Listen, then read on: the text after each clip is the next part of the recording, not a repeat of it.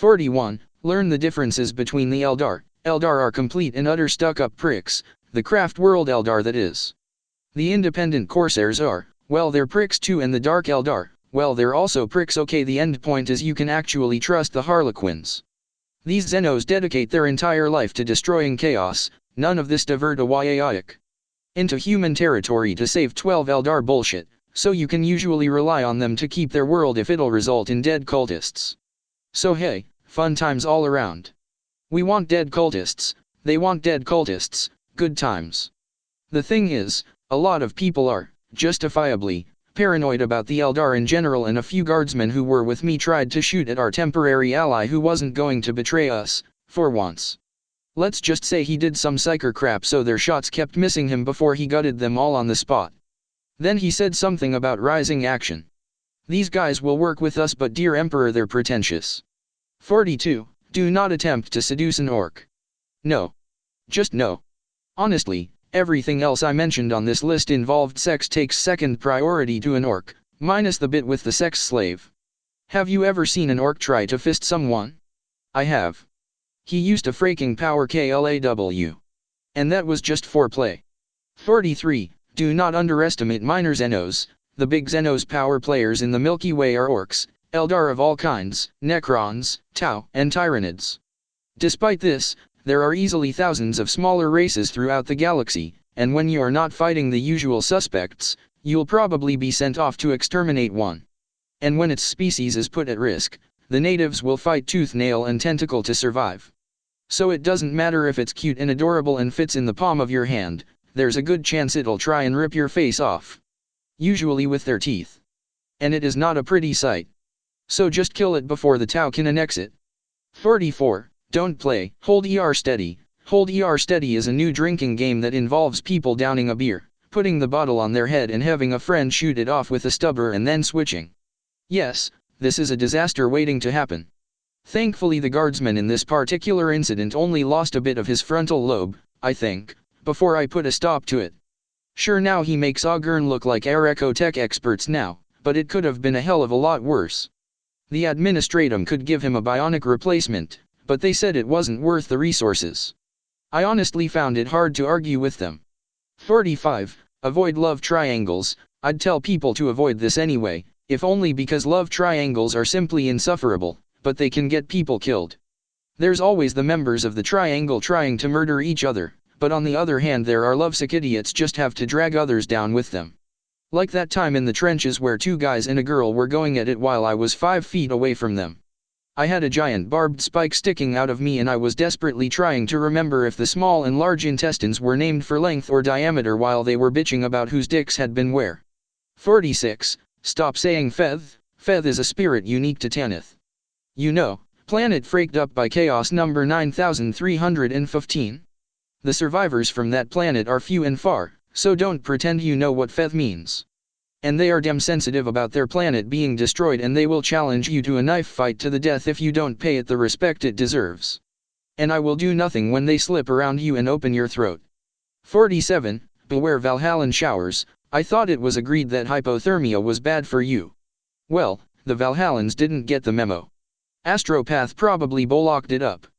Most people will run screaming from these showers because they feel like you just took a dip in Arctic water. But some numbnuts will try and prove how tough they are by trying to stay underneath longer. I learned 2 things that day. Valhallan showers are co-ed, and that these showers can actually kill you. Somehow it doesn't kill the Valhallans, but those nuts actually find it pleasant. 48. Be careful when laying with fellow guardsmen. Look, I'm married. I understand the urge to seek comfort in the arms of another. But here's the thing. Commissars really don't like playing babysitter. They don't want anyone in the regiment unless they can hold a rifle, and we haven't quite figured out how to weaponize babies in a way that wouldn't turn us into the orcs. Commissars already have too much stuff to stamp out, don't have them cracking down on sex too. Because they do it with those Emperor-forsaken bolt pistols of theirs. The moral is, do it in the ass. 49. Auto guns were replaced by las guns for a reason. I know there are still plenty solid projectile weapons circulating through the Imperium, especially on poorer planets, but we replace them with the trusty lasgun when we can for a reason. Twice as much ammo capacity, easier to maintain, Power packs can be recharged at any Chimera and even on a fire, highly dangerous though, last resort only, and they can be overcharged in a pinch. So while you should most certainly use an autogun if there aren't any lasguns in the area and you desperately need a weapon, we've been trained in the use of lasguns and most of us don't know how to use and maintain them properly. This is what caused my jaw to drop when one dumbass from another platoon got a stovepipe jam, one of the most basic jams to clear, and he honestly thought the gun was broken and started using it as a club. It says a lot when the orc that killed him managed to figure out how to clear it in only half a minute. 50. Do not drive vehicles unless you are trained. Tech priests weird me out, and I'm hardly alone on this, but there's no getting around the fact that they know their crap when it comes to designing vehicles and discovering failings. Despite this, a team of 3 was utterly flabbergasted when an idiot took a Lehman Russ for a joyride on a dare. He was inside, so I don't know how many times the thing had to flip in order to get him out and stuck in the treads long enough to grind him to a paste like that, and neither did the tech priests. 51. Don't drink on the job. I know alcohol is good for making you forget how much life sucks, and in the trenches that's where you need it the most, but the next thing you know your foot is in my lap and you can't quite remember how it got there. And let me tell you, this one happens a lot. There was an arm, an eye, a foot, a body part that caused my wife to make an extremely dark joke, and even a spine. Hell, a few more times and I can assemble an entire human body from the parts I've gotten. 52. Always be alert if the planet you're on contains an enemy force. You know the old phrase, out of sight, out of mind. I wonder how many lives that mentality has claimed, because it sure as hell isn't a low number. I learned firsthand that if an enemy army is still on a planet, you don't spend your time there partying, no matter how far away you are from the front, because we live in an era where advances can be very fast and very brutal. As my current base filled with partying soldiers found out in a horrific and brutal way. I don't know what was more traumatizing. Hiding at the bottom of a pile of corpses, clutching my wife's hand and hoping we would both get out of this alive, or watching orcs try to figure out the inner workings of a toga party. 53. Don't be too proud to accept help from the Ultramarines. I know. They're utterly infuriating stuck-up pricks. Is bullshit that they're responsible for the most damage done to 2 of the 3 hive fleets, that they have the most successor chapters, and that their chapter master killed a fragment of a god with his bare hands?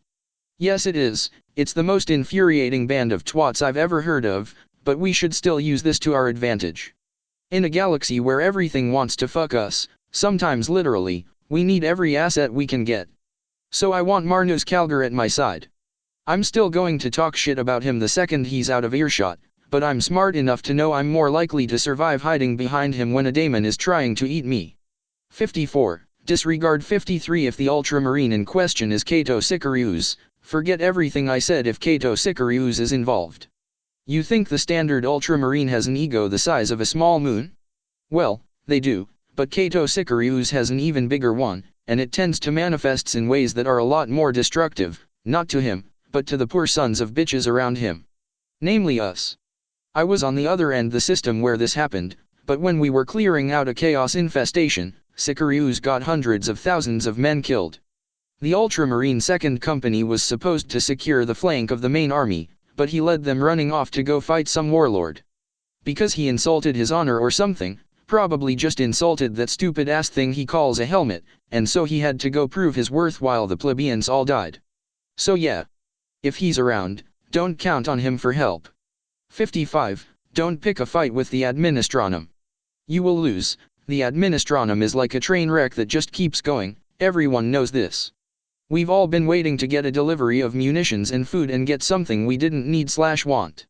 The weirdest thing I ever got was a bag of used diapers, my wife a couple of towel bladders and some kid who transferred into our unit actually got delivered the preserved corpse of a saint. Wonder how many people got fired, out of an airlock, for that one. Despite this, fighting with them to get what you want is an exercise in futility. People have actually died from starvation and thirst in the waiting line to make an appointment. It's so long and they're so incompetent it takes forever for them to process someone. Still, it wasn't all bad. I got to go next after that. 56. Try to not antagonize the other people in your unit. We're kinda tiny and scrawny compared to everything else out there. That's why there are trillions of us fighting the good fight all over the Imperium, to even things out with raw numbers. The problem is that this advantage doesn't really work if you burn bridges and alienate the people you are supposed to rely on.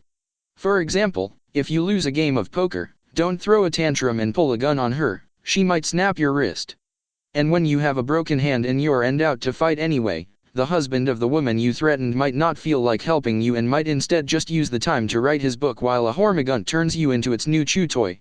Thanks for the entry, by the way. Fucker.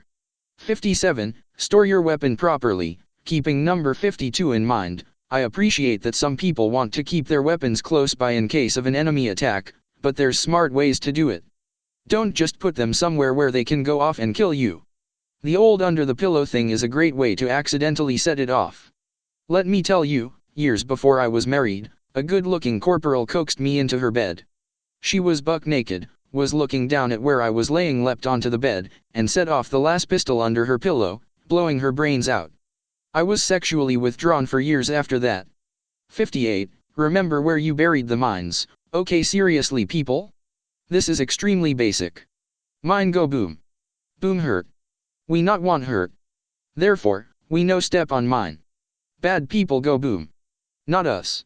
So when someone puts the sign about the minefield up and it's facing the wrong way, people tend to get a little confused about where Steve went and why it suddenly started raining blood and bits of organ and the shavings created by my teeth grinding together. 59. Practice trigger discipline. You know those trigger things we have on our guns? We pull them when we're pointing them at people we don't like, and that's all. Our fingers stay away from those triggers unless we're doing that or are about to do that. It's annoying enough when people can't just keep their fingers where they belong and blow a couple of holes in the roof, but when I'm just trying to eat, I'd prefer if I didn't have to deal with the guy next to me leaning over to the side and smashing into my plate because it turns out he has a hole in his head. 60. Don't get caught with this book. This is a recent affair, but with the Imperium's zero-tolerance policy against common sense, people who possess this book are ordered to be executed. Don't worry, there's an easy way around it. Before you burn your copy of the primer uplifter, take the cover out and put it on this book. In fact, there's a fun game you can play with this. Give this book like this to an officer who's an asshat before shouting heretic, and running away. Karma coming full circle.